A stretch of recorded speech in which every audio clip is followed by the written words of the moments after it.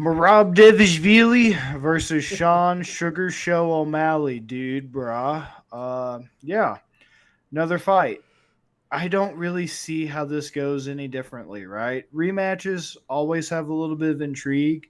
Sometimes, statistically, if you're one of those nerds, first off, get your head out of the toilet because I'm swirling you. Statistically speaking, sometimes rematches don't necessarily go the way they did the first time, right? Who knows why? I'm not a math magician. Here's my thing. The whole conversation around this fight that I've been seeing and hearing is Sean's locked in, dude. He's razor focused. He's not gooning. He's not smoking pot anymore. He's actually being a dad. He's actually spending time with his kids. Great. Wonderful. Grand, even. I don't care. Because my problem, honestly, with Sean O'Malley, and I said this when we covered the Cheeto Vera rematch, my problem with Sean O'Malley was honestly never his mindset. I actually, in that episode, talked about how I gave him credit for not being as immature as I thought he was, and like as the image that he projects. He actually is a guy that when you watch his YouTube and you watch Tim Welch's YouTube, they're actually very intelligent guys. They have Yeah. plans, right? They like, do the sauna and they roll out and foam roll and stretch and journal and like Sean O'Malley even hired a driver because he like was so locked in on his schedule and routine and like training and preparation that instead of, wasting time back and forth driving somewhere, he wanted to use that time while he was in like the limo or whatever to, use the massage gun, stretch out, watch tape, etc. So he's like that dedicated that it's even down to okay, this isn't a very long drive. We're looking at maybe 43 minutes on the road, round trip, but how can I maximize my time? So I'm not really buying it that he wasn't focused coming into the fight. Maybe it's one of those things for him that it's going to make a big difference to him mentally to say that because of how bad of a performance he put on. Maybe that's going to be something that helps him is like, oh, well, I wasn't focused. But like as an outsider looking in, I have to give him credit. I think he's always been focused. So I don't know how you can be more prepared than the things he was already doing in previous fights. Like the fight before, he was that locked in. So I don't know. I don't really put too much stock into the whole weed thing. Who gives a shit? It was fine for him before. My main problem is when you have your coach in your corner saying it's almost over. I'm not trying to Oh be an yeah. armchair psychologist or whatever, man, but Oh yeah. that's pretty bad. That's pretty telling when like your coach is having to try to motivate you. That's like some Leon Edwards shit. And that's very concerning. Very concerning.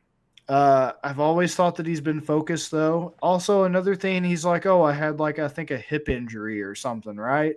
This is MMA, man. Nobody's ever 100%. Everybody will tell you it's their best camp ever. Everybody will tell you they feel like $1 million, but everybody comes into a fight with something.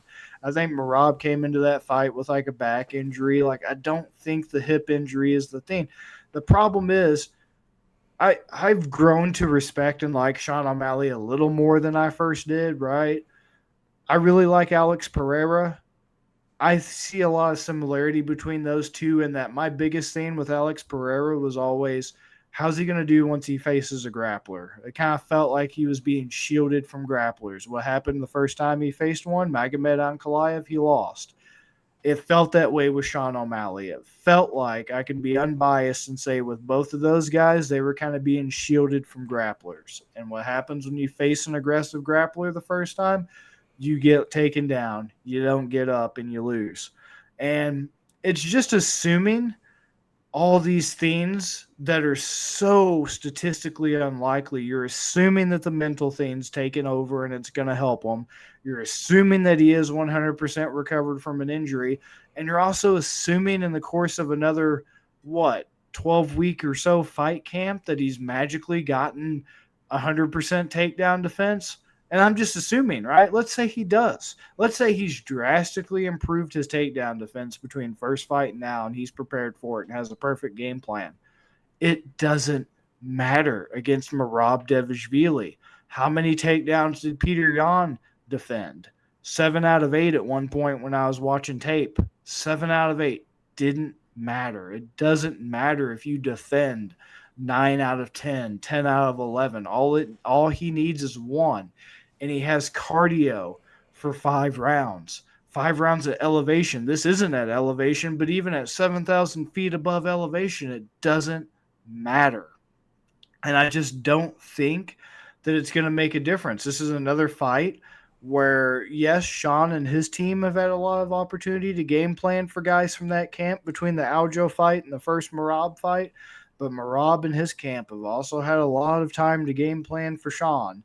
And I just don't see a world other than a knockout where Sean gets it. And it's just, is it possible? Of course. It's always possible with Sean O'Malley that he gets a knockout. It's always, always possible.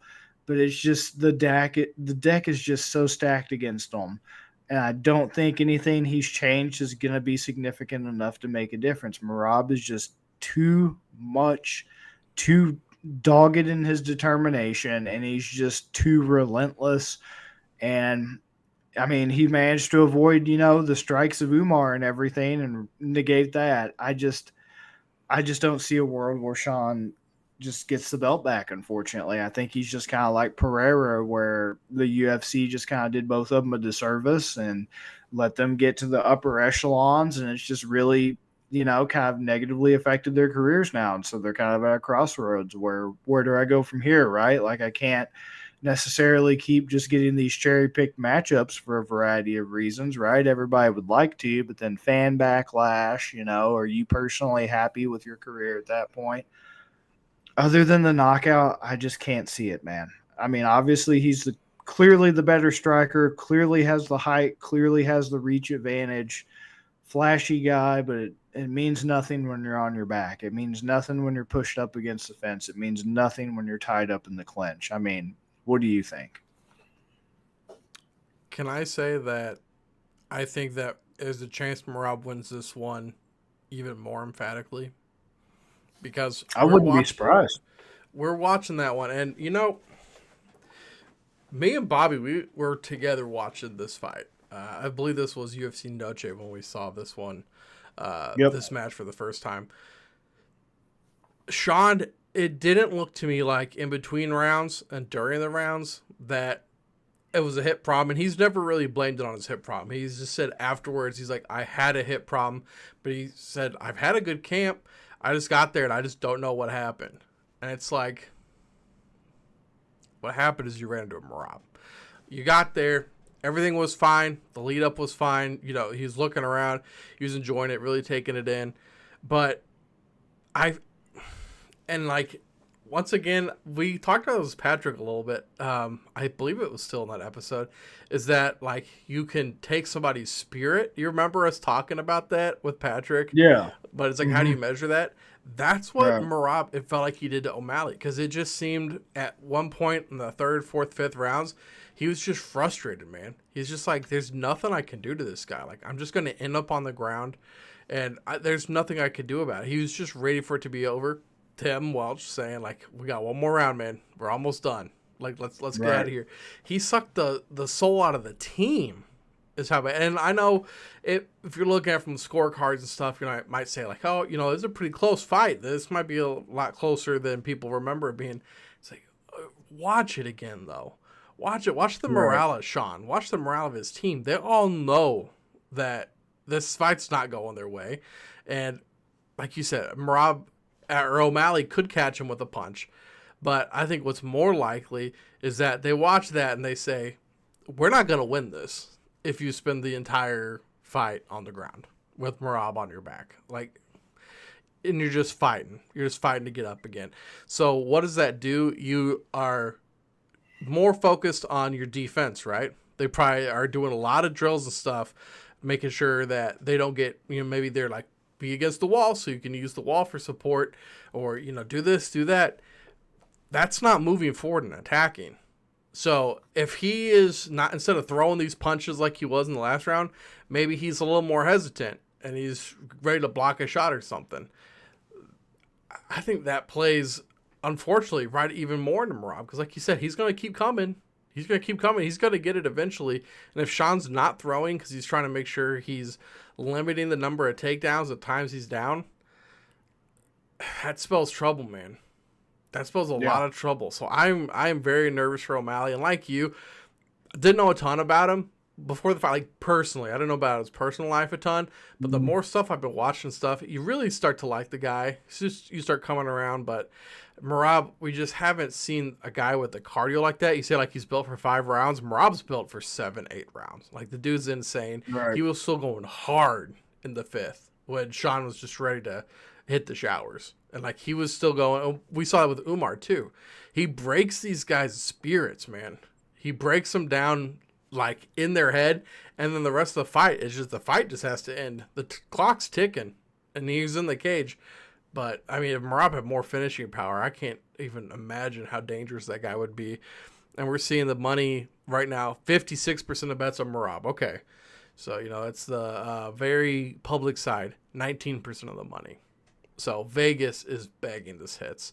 19% of the money at minus 285, 81% of the money on Sean O'Malley with 44% of the bets at plus 230. They don't want to pay that. O'Malley, when you're talking to a guy at the Fantasy Expo, it's like, hey, O'Malley made me a lot of money. O'Malley wasn't fighting grapplers.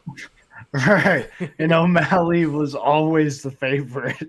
Like, Right. This is the first fight probably in his whole UFC career. Because I think even in the first fight, we still got Merab at like underdog odds, which is fucking insane.